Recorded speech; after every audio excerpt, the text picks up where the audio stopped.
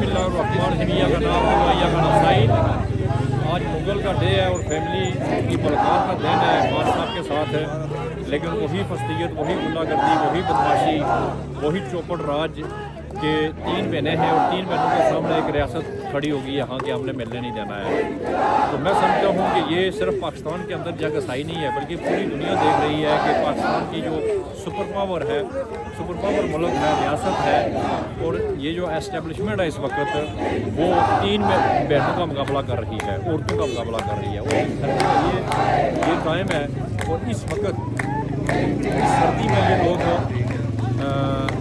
जहाँ सब लोग बैठे हुए हैं इज़हार यकजहती के लिए बैठे हुए हैं, लेकिन इनको शर्म नहीं आ रही कि अगर एक बहन को ये मिलने दे दें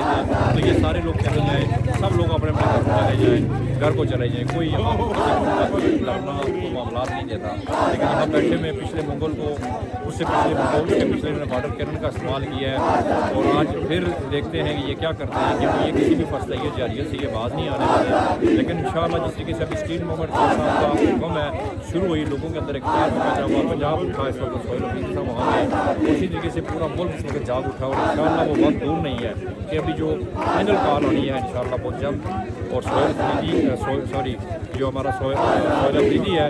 उनकी सरबराही में, उनकी नुमाइंदगी में इंशाअल्लाह हम खान साहब को रिहा करवाएंगे, हकीकी आज़ादी लेंगे, और जो इन्होंने कानून आइन की गलियाँ उड़ाई हैं इंशाअल्लाह वो, और थोड़ी शामिल इसको इंशाअल्लाह हमने